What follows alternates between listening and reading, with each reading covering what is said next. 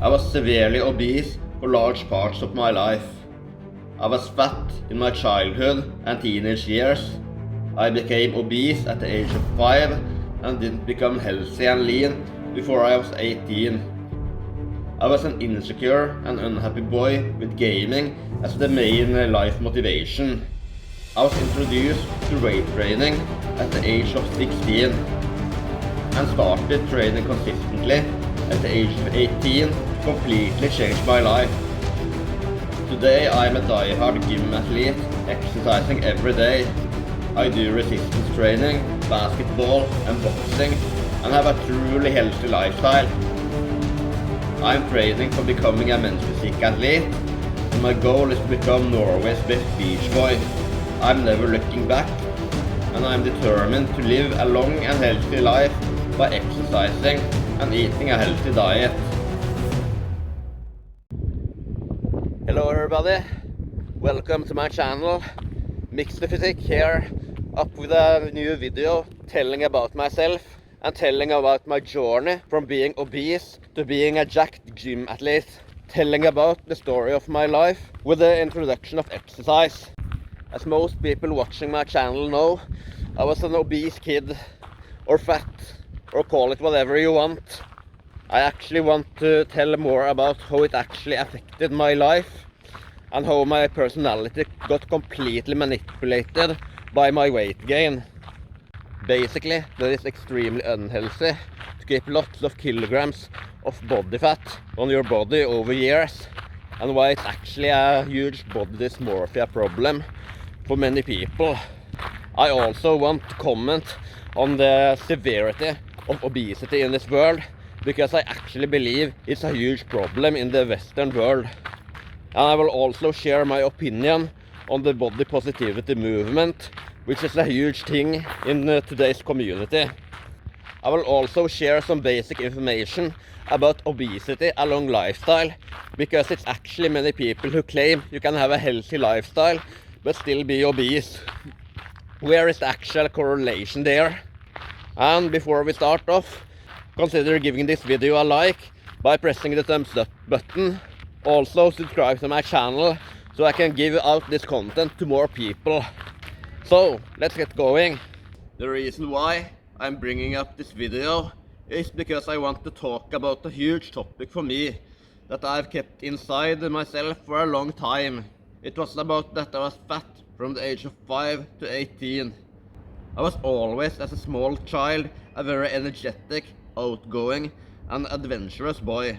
I was always ready for new adventures and opportunities. In the conditions I grew in, I had enormous interest for everything I was introduced to. I flew around in every environment and I had huge passion for every toy that was given to me. I always got interest for every subject my parents presented to me and showed huge interest for every paper my parents read to me. I learned to walk and cycle very early. I was addicted to counting numbers to 3 digits and more early on. I learned capitals of countries. I was interested in temperatures of planets, and I was always oriented to build the biggest things from the Lego blocks I was given. You can imagine how cheerful and happy everybody identified me. However, I had an extreme appetite. I was eating ridiculous amounts of food. Everybody watching me was shocked about how much I could eat. Around the age of 5 to 6, I started gaining weight and I quickly became fat. My parents failed to introduce me to exercise I had a real interest for, even though I was a wild kid that ran forth and back in every situation. I didn't find myself comfortable in gymnastics, the Boy Scout group, or bow shooting. I was occasionally on athletics and swimming trainings through my childhood, but I never got real passion for it. I remember I was goal-oriented when I swimmed, and I always performed well in the exercise lessons in the school regarding that I was fat until the age of 11. In my early childhood, I was never introduced to any ball sport or any combat sport. I think this was a huge factor for my weight gain. I didn't get friends who played football, before the age of 9 to 10, and at this point it was kind of street football. I actually got more people with interest for football and activity around the age of my late puberty, when I was 15 years old. I think the lack of real exercise and activity was what held me back from a healthy body weight. Unfortunately, my weight gain completely changed me as a person. I quickly became an unhappy kid with a bad self-esteem. I think I already had a mild body dysmorphia, kind of a childhood body dysmorphia. I lost my wish to go out, socialize, or go out and explore. I looked energetic and enthusiastic at the age of 4 or 5, or before I was 2. However, this all changed when I gained weight. I clearly see I lacked hunger for life and self-esteem. And all this became worse around the age of 11. I remember I suffered quite hard from that my surroundings and my cohort at school came to an early puberty. I was simply put down by everybody who were suddenly transformed into teenagers. I was enthusiastic talking about geography, engineering science, or the planetary system. I was known as a theoretically talented and interested kid, but people were tired of listening to me. After this, I kind of lived in a severe depression, where my self-esteem and general happiness was totally shut down. I gained even more weight now. I went from being a chubby kid or slightly obese to really obese. I stopped doing all kinds of exercise and started sitting on my ass the entire day. I was quite low in height for my age in this period, and I gained lots of kilograms in a short time span. Here my obesity came to a real peak for a few years. The worst thing is that I started getting real problems regarding other things. I surrounded myself with the wrong people. I kind of locked myself into a gaming world. I would at some point make a video about my experience with hardcore gaming. I was a really enclosed boy for a few years who didn't know about the world outside the gaming world. And I was even associated with the Asperger's syndrome for a few years. I actually considered my real personality as an outgoing and challenging person who is actually social. And I got my social stimulation from internet forums. You can see the enthusiasm in my posts from 2009 and 2010. At the junior high school, I was kind of the fat kid who didn't dare to start conversations with other kids, or who didn't even have anything to discuss with others because I was so obsessed by gaming.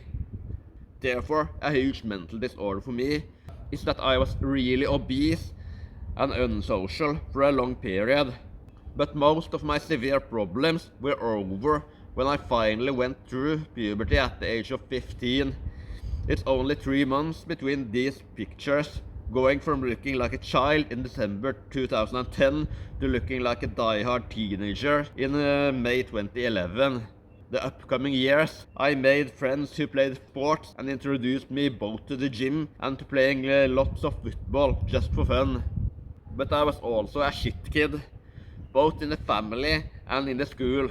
I was kind of a rebel, as you would maybe guess from these pictures. Basically, I did the same things as the others at my age did 3 and 4 years before me. But you always learn from doing those things. It's kind of the life story for most people. Everybody are not developing at the same age. At the age of 15 to 18, I was still obese. I surrounded myself around people interested in football, partying and exercising. I had finally established myself in a healthy and social environment. But I was called fat in all social situations. Everybody could use it against me. I couldn't disagree. I was fat. You can say it like it's a fact. You know how teenagers are. You can't expect them to be friendly. Therefore, my status as a fat boy was kind of a wake-up call for me. I needed to improve. I needed to actually change my habits. I needed more consistency in my exercise and activity. And finally, at the age of 18, I finally got to a healthy body weight for the first time. I was addicted to the gym. I never saw back and have developed year after year. And I have never found as much happiness in exercise as I have now. The last year has been a huge blast for me, training for becoming a men's physique athlete at the club of Caliber. The actual sad reality is that I suffered from a severe body dysmorphia the entire period I was obese. As I said, this was a huge thing for my self-esteem and my energetic personality. It was a huge break from my confidence and feeling comfortable with others. I kind of grew up in a community where people told me to eat less, but where is the advice about exercise every day and low-calorie dense foods? Going over to the most important, being obese or overweight is not a question about body dysmorphia or personal wellness, at least not most importantly. It's about your health, it's about your physiology and well-being. It's about the chance of living a long life without diseases or sickness. It's also about life quality and the chance of actually performing in life. This is not a video to talk deep about the health detriments, but nonetheless, the clear signs are higher chance of heart attacks, higher blood pressure, higher chance of cancer, more weight on joints and bones, higher chance of sleep apnea, worse testosterone levels, way harder to be in physical activity. It's not a lie that obesity will be a huge detriment in your life. You will really not understand it before you actually experience that. I have truly learned the hard way. Looking at the health effects, I can compare obesity to steroid use. RPDR Mike and Dr. Spencer Nadolsky discusses it well here. Steroids, can they be dangerous? Yes, when abused, but guess what? So can food when it's abused. Link for this video is in the description. You shorten your lifespan and set yourself up for health detriments in the same way as by using gear. Therefore, it annoys me a lot that people are defending the state of being obese. There is a severe stigma of using steroids. It's like the worst thing in the world. But where is the attention to the stigma about being obese or fat? Trying to tell it anecdotally. When you are a fat kid, somebody would say chubby. I was severely obese. It's like doing a few steroid cycles. If you are morbidly obese, a BMI of 30 or more, you are a person who cycles steroids for the year around and longer times. If you are morbidly obese, a BMI of 35 or more, it's the same as a person who is at the hospital for insane steroid abuse. And the last mentioned obese person will set himself up for a high chance of health medication because of his physiology. The health effects are significant for both steroid users and obese people. It's not a lie, and you will understand why by gaining significant amounts of fat. I know the BMI scale is not accurate for everybody. It doesn't tell anything about muscle gains over time. However, it's accurate for 95% of people.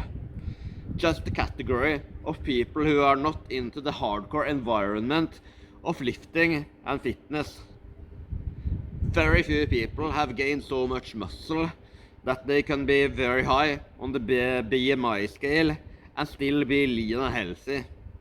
Generally, if you have trained proper hypertrophy training for a few years, you are likely obese if you have a BMI of more than 27 or 28. And if you have trained hypertrophy well for 5 or more years, you are likely obese if you have a BMI of over 30. If you are not natural, as most people in the top level bodybuilding competitors are, then you can go quite far over 25 at the BMI scale without being obese. And by that, you suffer as much from health detriments than those people who are actually obese. Actually, only a small part of the population are on steroids. Generally, I think the body fat measurements are more accurate.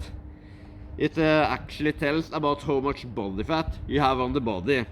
Referring to Dr. Spencer Nadolsky, the threshold of less or more than 25% body fat is very accurate for telling the health effects of being obese or overweight. A sign of 25% body fat is typically having fat hanging over your stomach. You have different methods to measure it. Everybody watching fitness YouTube know body fat tests are not accurate at all. These tests give out so much wrong information that these numbers are not indicative. It's also possible to measure if you have body fat hanging over your waist by some measurement bands. However, this is neither fully accurate, and therefore we need better tools to measure body fat. And the BMI scale is actually an accurate way to measure obesity for 95% of the population. When measured accurately, less or more than 25% body fat tells very precisely about your actual health detriments. Here the real healthiness actually gets exposed. But as these methods are so bad for measuring it, I really want to defend the BMI scale. The BMI and the real body fat of the major population in the world has a strong correlation. Almost all people with 25 or more in BMI has a body fat of 25 or more. Therefore, 95% of the population and the BMI scale gives an indication about your health conditions. The exceptions are us idiots into hardcore lifting. If you can use me as an example, the BMI scale is not accurate. I could gain around 13 to 15 kilograms of pure body fat without being obese. If we take an educated guess that my body fat is in the 10 to 12 zone, and by gaining only fat and no lean mass, I would have a BMI of 28.7. But I'm dedicated into muscle building. I have strong boned endomorph mesomorph genetics. I have the prerequisites to put on more muscle mass than 90% of the population. For most people watching, the BMI scale is actually accurate. The biggest concern about obesity is the severity of it. It's crazy to see how it has exploded in Western countries. People have sedentary jobs. Most of the population don't see the value in focusing on exercise and nutrition. People are not deliberate about that they actually need to do some movement throughout the day, and the people with interest for fitness is way too polarized. It's way too much focus on us people in the hardcore fitness industry like me. The statistics are insane. 40% of people in the USA are obese, where the definition of being obese is a BMI of 30 or more. 70% of the country's population are overweight, where the definition is a BMI of body fat of 25 or more. In Norway, the statistics are close to these numbers. 30% are obese or severely overweight, and 60% are overweight. This truly shows how big this problem is, and that it's a worldwide epidemic, in the same way as the virus. In my opinion, this problem is almost as big as the carbon dioxide emission and the climate changes. People simply don't realize obesity makes people feel worse and perform worse at their jobs and causes diseases across the entire labor spectrum. It's a true threat to the healthcare system. You don't need medication when you stay disease-free from exercise and nutrition. Generally, I don't think people get the help they need about obesity. People don't understand how their hormones work. People don't understand how sedentary they are. People are told lies in forms of fad diets and shortcuts. People don't get exercise that they are motivated to do, which I maybe think is the most important. People are told to focus on restrictions rather than inclusion. People don't get the physiological help regarding their body images. All this annoys me. And obesity really needs more research and practical understanding. Generally, I think people are too polarized. People outside the fitness bubble, including most of my audience, don't realize that exercise is important for feeling good. They perceive they don't like exercise. But for me, that argument is like a 8-year-old who claims he doesn't like to do homework. And you actually don't need training or lifting to stay active. If you are a construction worker or a job working in a moving company, you actually get lots of activity by a high step count. You can go for mountain hikes or explore some nature, play some sports with some friends, go for walks with friends. That's actually the everyday activity that most people lack. There is also many people denying it's socially accepted to say somebody is overweight or obese, being afraid to insult the person. In my opinion, this is mental illness. It's a way of concealing the entire obesity epidemic. Generally, I think the fear of this personal perception of people being called fat is mental illness. I was called fat copious times through my teenhood. I was called that because I actually was fat. I was obese. I understood I needed to fix up my problem and get healthy and lean. For me, it was a wake-up call to fix up my obesity problem.